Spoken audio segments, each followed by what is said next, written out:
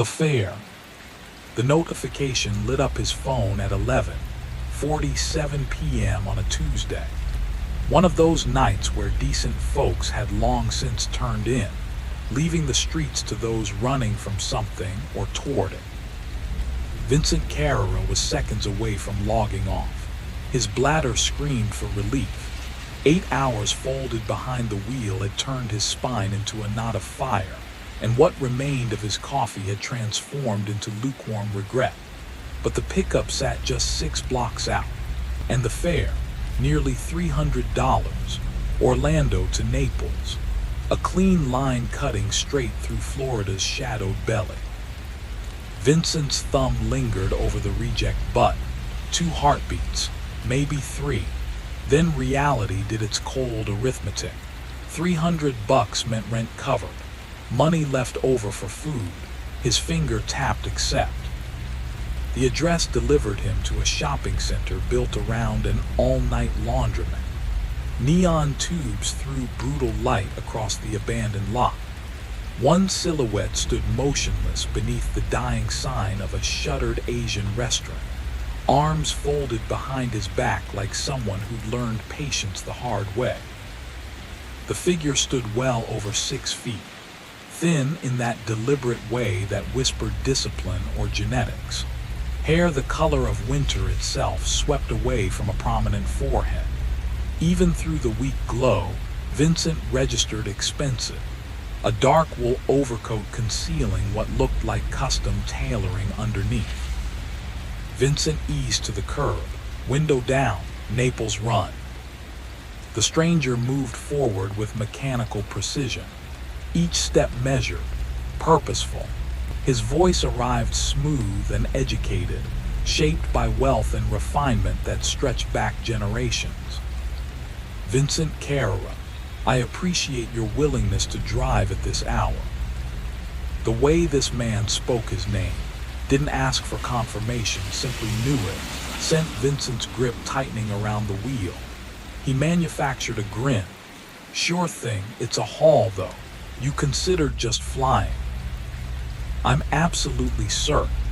The passenger opened the rear door, folding himself inside with unsettling fluidity for someone his age. I favor ground transportation. Provides a richer view of the landscape. Vincent tilted the mirror. Now he could really see him, probably 60. Ice blue eyes that seemed to photograph everything. Skin almost translucent, pulled tight across refined bone structure. Something nagged at Vincent. Something recognizable about this face. Something tugged at him.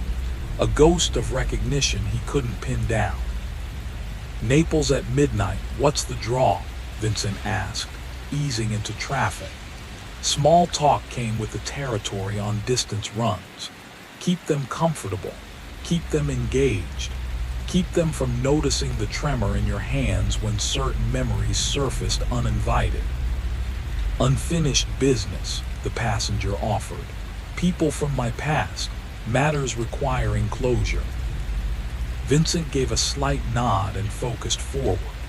Interstate 4 unspooled ahead, concrete threading through central Florida's suburban maze. This late, the road belonged to freight haulers and night owls chasing money or running from daylight. The first half hour passed without incident. Tourist traps and franchise outlets gradually thinned as Orlando's gravitational pull weakened. The stranger sat motionless in back, observing the world slide past, pale hands resting one atop the other like artifacts in a museum case. Vincent kept checking the mirror, that nagging familiarity scratching at his brain. Near the Lakeland exit, everything shifted. Vincent, the passenger said, voice cutting smoothly through engine noise. Do you ever revisit your Miami years in your mind? Vincent's foot betrayed him, lifting slightly before discipline caught it. Miami. Been there occasionally. What about it? I'm speaking of a specific Miami, 15 years back, when your enterprises ran somewhat differently than they do now. The highway contracted. The blackness beyond his headlights became absolute. Vincent's throat turned to sandpaper, but his voice held firm. "Wrong guy, I think." Vincent Miguel Carrera, Tampa, 1978. Your mother, Maria Santos, emergency nurse at Tampa General, lost her in 2004. Father's identity remains uncertain, though I suspect you've drawn conclusions. Each detail landed with surgical precision. Opening wounds Vincent had spent years suturing closed. His middle name hadn't crossed his lips in over 10 years. His mother's family name lived buried under so many layers, he sometimes questioned if it was real. You married Isabel Restrepo, 2009. The passenger's delivery remained pleasant, almost warm. Remarkable woman. She's with that dental practice on West Shore now. Dr. Patel's office, correct, she. The fare continued. She doesn't know about your former life, I'd assume. Vincent's grip strangled the wheel. White spread across his knuckles like frost. Who the hell are you? Someone who remembers everything. Someone who waits. Someone convinced that outstanding balances must be settled, no matter how many years accumulate between the transaction and the reckoning. Highway 60's turnoff materialized ahead, the westward route threading toward the Gulf and their final destination. Vincent's brain scrambled through scenarios. Bail at the exit, locate authorities, claim intimidation, but what case could he make? That an elegantly dressed stranger recited verifiable biographical details. That polite discourse made him uncomfortable. Beyond that lay darker concerns, chapters from his past that wouldn't survive official scrutiny. Not back then. Certainly not now. I can sense you evaluating choices, the passenger remarked. Encouraging, demonstrates you grasp the stakes, though I should mention, abandoning this journey would be profoundly unwise. You see, I'm not alone in my desire to reestablish contact. Reestablish, Vincent's voice splintered at the edges. We're strangers. Incorrect. We've met. You've deliberately erased it. The human mind performs fascinating edits, preserves beneficial information, discards inconvenient truth. Still, properly applied pressure can resurrect even the most aggressively suppressed memories. The man's hand vanished inside his coat, returned clutching something that intercepted the dashboard's ambient glow. A photograph, weathered, colors leached by time. Even reversed in the mirror, Vincent absorbed every detail. A younger version of himself positioned beside a white cargo van, arms circling the shoulders of a rail-thin girl with black hair. 16, maybe 17. Her name was Carmen, the stranger said, volume dropping to barely above silence. Carmen Vega, recognition arriving yet.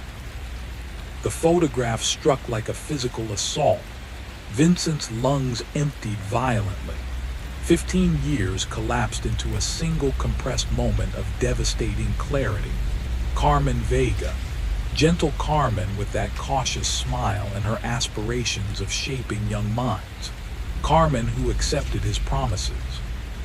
Carmen who believed when he'd offered opportunity. Believed when. He described it as straightforward medical work. Trusted him until she registered the steel instruments and bolted for the door. So memory serves after all, the man said. Carmen was my sister's daughter, her only child.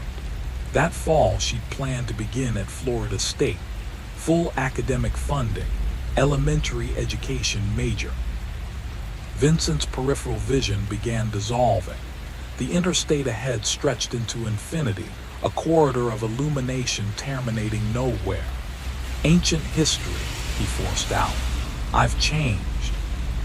Changed? You still navigate darkness, still identify the defenseless, still exploit those who place their safety in your hands. You've merely reduced the scope of your hunting. I transport people. It's legitimate work.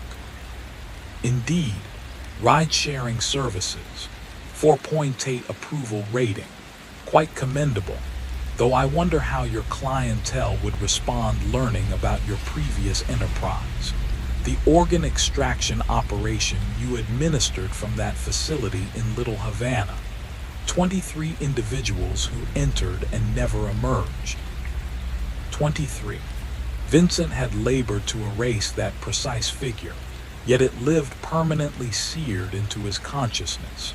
23 souls who'd responded to advertisements promising effortless income, who'd been assured they'd pocket $5,000 for minimal involvement. 23 who'd realized fatally late that minimal meant terminal. Law enforcement dismantled everything, Vincent said, though the defense collapsed even as he articulated it. Everyone responsible served time. Not everyone, the stranger corrected. You vanished 72 hours before the operation concluded. Remarkably fortunate timing. I've always questioned how you acquired advance warning. Vincent remained silent. He couldn't discuss Detective Morrison, couldn't mention the cash-filled envelope that purchased his 12-hour advantage. Morrison had died 5 years back anyway. Cardiac failure. That particular transaction buried with him. The facility remains, the man continued. Abandoned, declared uninhabitable, yet standing. Municipal authorities periodically discuss demolition, but financing mysteriously evaporates. I consider it a memorial to your achievements. Arcadia surrounded them now, Florida's agricultural core. Terrain flattened into infinite pasture and citrus cultivation, punctuated occasionally by isolated homesteads or storage structures. Vincent had traversed this route countless times across the years, yet tonight it resembled passage through foreign territory. Our actual destination, Vincent asked, should be self-evident by now. We're returning home, Vincent, back. To the beginning, back to the source. That warehouse disappeared years ago, I verified. When did you last drive through those streets? When did you last physically enter Miami proper? Vincent had no response. He understood the answer already. He'd circled Miami like contaminated ground for 15 years, rerouting even when it cost him hours. He'd rationalized it as sensible precaution. The truth proved simpler and more cowardly. He feared what lingered there, feared the specters haunting the remnants of his former existence.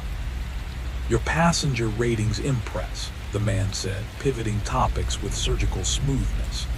I reviewed your feedback before requesting this journey. Extensive satisfaction, respectful and professional, immaculate vehicle, secure transportation during late hours. That final comment originated from someone named Jessica, solo traveler, airport to accommodation, 22 years old, approximately Carmen's age now had she survived. Stop, Vincent breathed. She entrusted her security to you. They all do, just as Carmen did. The technology facilitates it beautifully, doesn't it? All that personal data, all that blind faith deposited with complete strangers. Identity, origin point, terminus, photographic identification. A hunter's ideal landscape. I haven't touched anyone, not since Miami.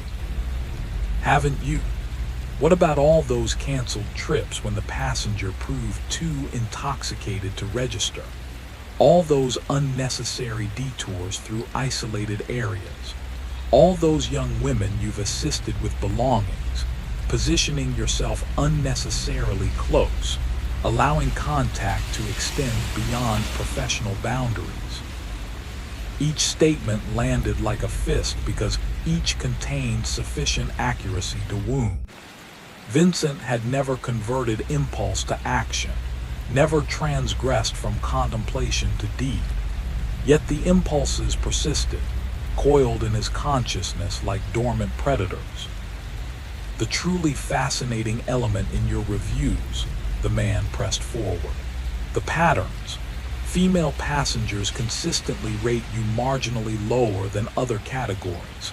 Not dramatically, fractional differences, but detectable if you understand the analysis.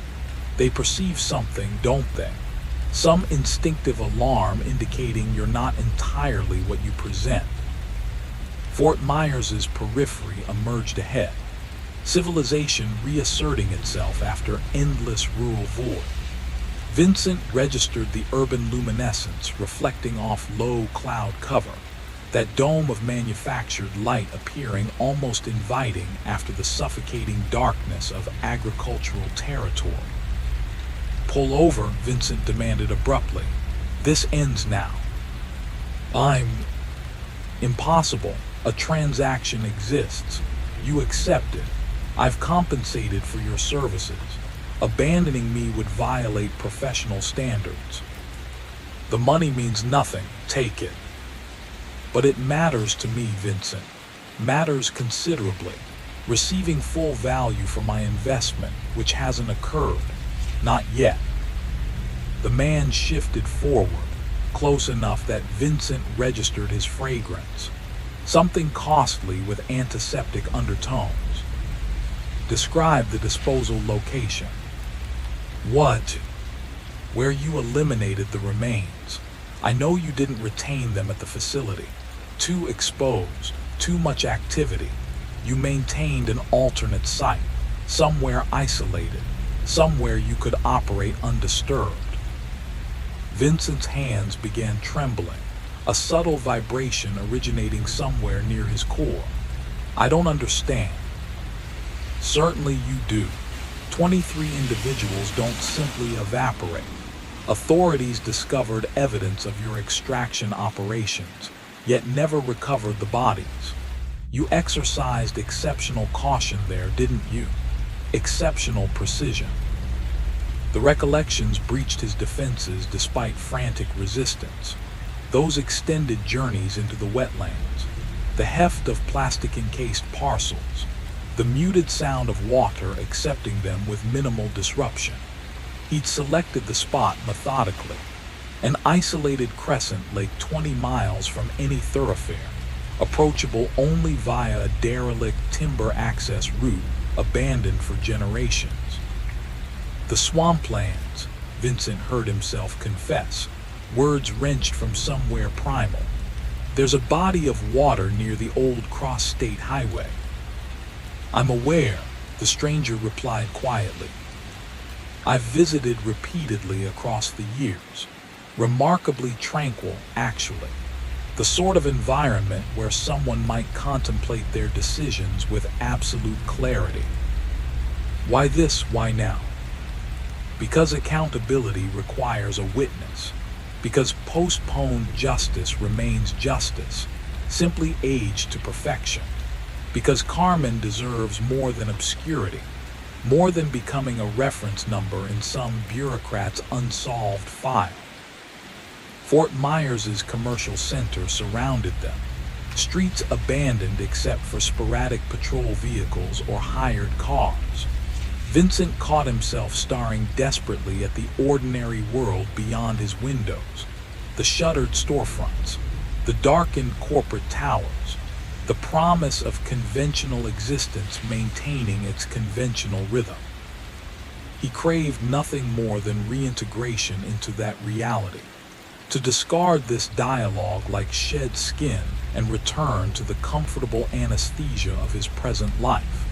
But he understood that opportunity had expired. The past had located him, patient and implacable, and escape no longer existed. "How long has this been developing?" Vincent asked. 15 years, the man answered instantly.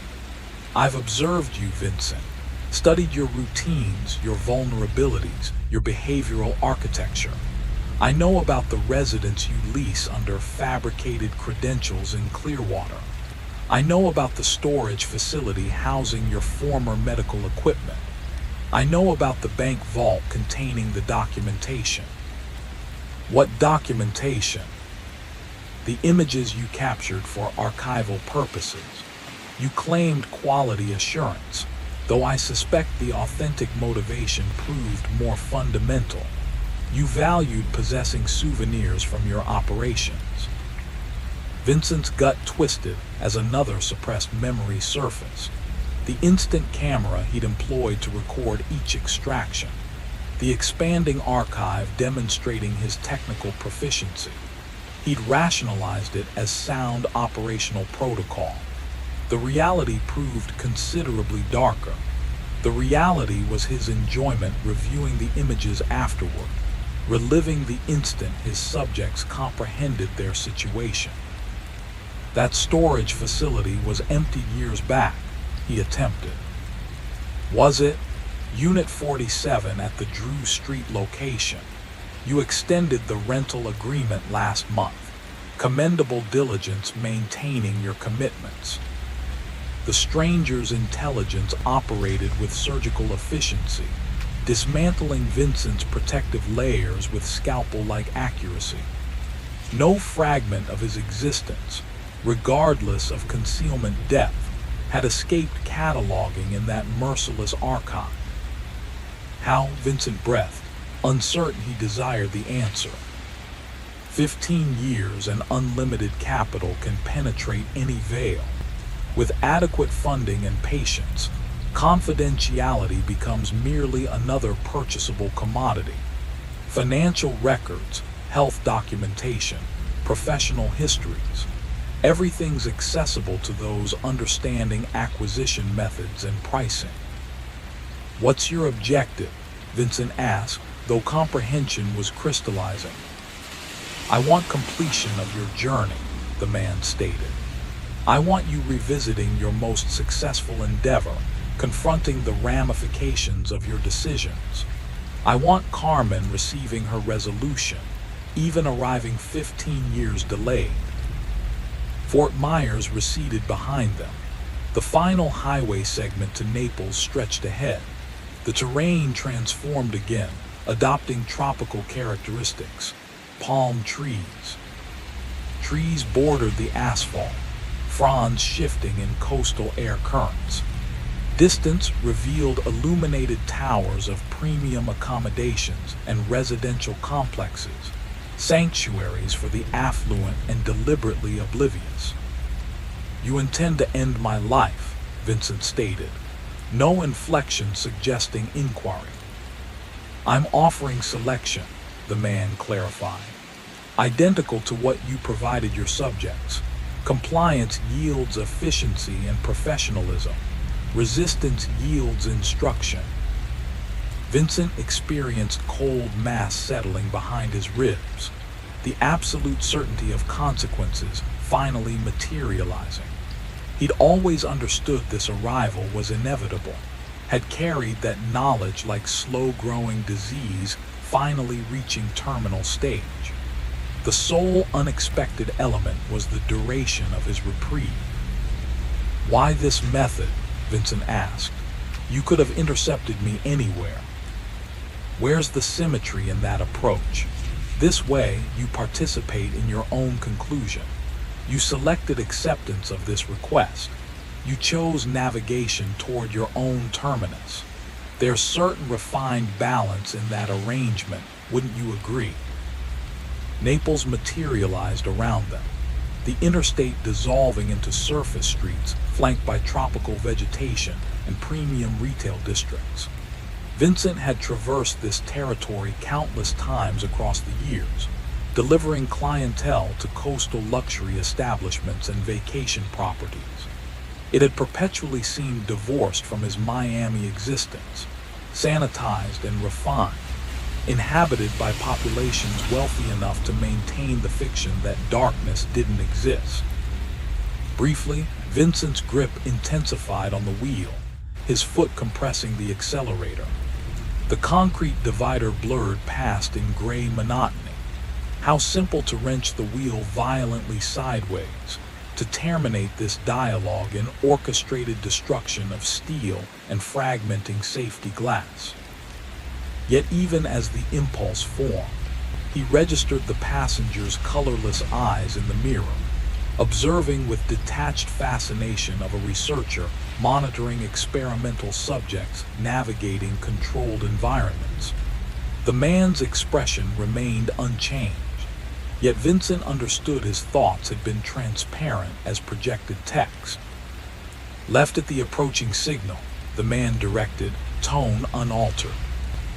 That's incorrect for the downtown district. Correct, downtown isn't our destination. They drove deeper into the city's forgotten industrial belly, warehouses stacked like sleeping giants, loading bays yawning under the weak wash of sodium lights. This wasn't the part of Naples they showed tourists. Here the roads were pockmarked, fences snarled with barbed wire, and every gate carried a warning to keep out. "Pull over," the man said. Vincent obeyed without argument, easing the car beside a rusted dock where empty containers leaned against one another like tombstones. The place smelled of old oil and rain that hadn't fallen in days. No one moved. If someone screamed here, the sound would disappear into the concrete. "Turn it off," the man murmured. Vincent let the engine die. The world shrank to the whisper of palm fronds and a distant highway's hum. Silence settled on them like a weight. The man's voice dropped to a rasp. "You know what kills me most?" he asked. "Not the dying. Everyone dies. That part is natural.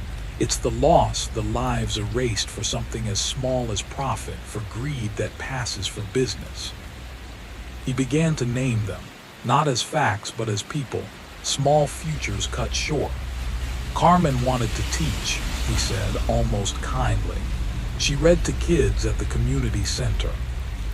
She had a way of turning pages into worlds.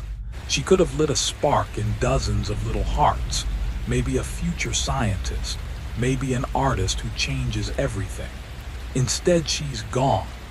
All that potential thrown away so numbers on a ledger could look prettier." Vincent turned and finally looked at the man beside him.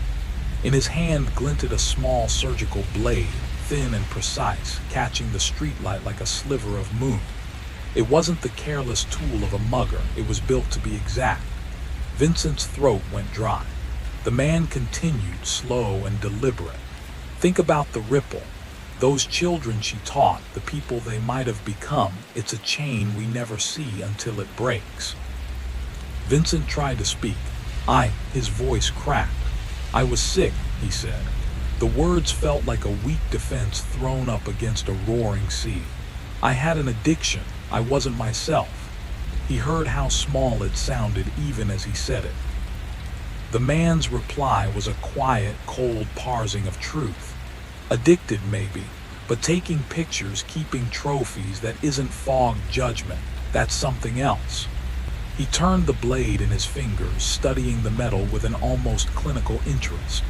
"That was pleasure, Vincent. There's a difference." The air tightened. Vincent could feel his past like a cold hand around his spine, the dark rooms, the shuttered faces, the moments he thought were private and safe. Memory is a cruel thing. It holds images tighter than we expect. Then the man's tone shifted from accusation to proposition. "Listen to me. I'll give you a way out. Tell me where you buried them, every single place. Give me exact coordinates, descriptions, anything. You tell me and I'll spare you what you fear most. I'll let this end quick with some dignity. Refuse, and I'll make sure you understand what you made other people feel. I'll make your last moments stretch to match the lives you took." Vincent's eyes slid shut, not in surrender but to stave off the images that rushed in. He tried to breathe steady. He tried to count back from 10. He tried to find the part of him that used to be someone else, that used to justify, to deflect, to numb. The city hummed on around them, indifferent. The knife rested in the man's palm like a promise. Vincent's jaw tightened. He opened his mouth to answer, but the night swallowed the first syllable.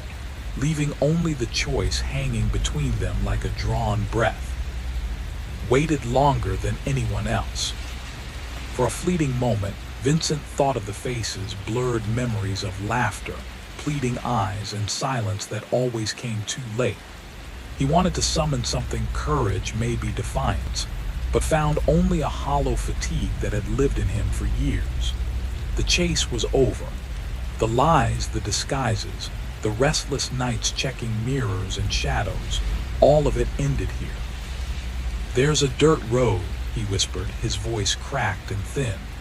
3 miles east of mile marker 34 off the old Tamiami Trail. Follow it 2 miles. You'll find a lake, deep one, 20 feet, maybe more.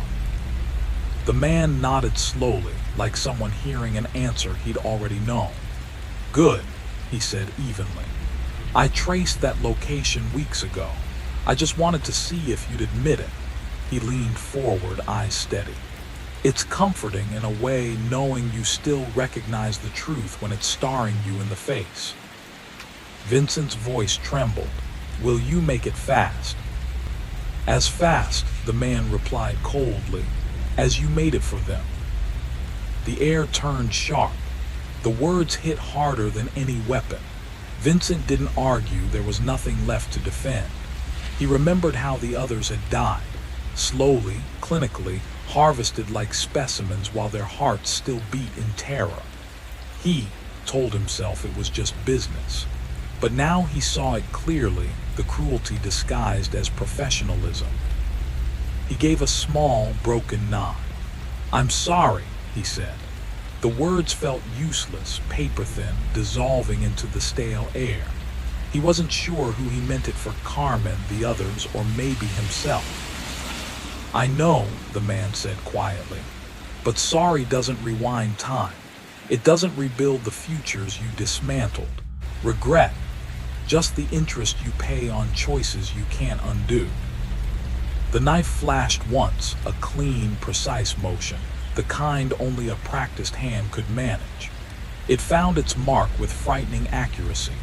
A white-hot sting, then warmth, then nothing but drifting weightlessness. Vincent's vision blurred into a distant haze, the world tilting away as he felt himself slipping free.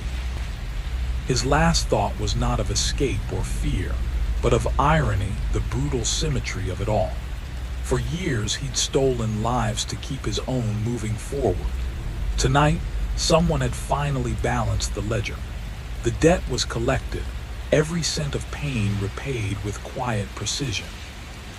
When dawn came, sunlight spilled over the docks, touching the dust-covered hood of an idle car. Somewhere, phones buzzed as new passengers booked rides, each glancing briefly at a familiar driver profile with perfect ratings and polite reviews. None of them knew that Vincent Carrera's account had gone silent forever. His car sat abandoned, keys still in the ignition, the night's wind whispering through an open door. His final ride was complete, one last delivery, not for money but for justice. And this time he was the cargo. And it had been patiently waiting for him all along. The app would log the trip as finished, the fare processed, the passengers satisfied. A final, silent confirmation of service rendered. Yet beneath the digital polish, there was a reckoning no algorithm could capture. Justice, it turned out, kept its own score. And tonight it had collected in full.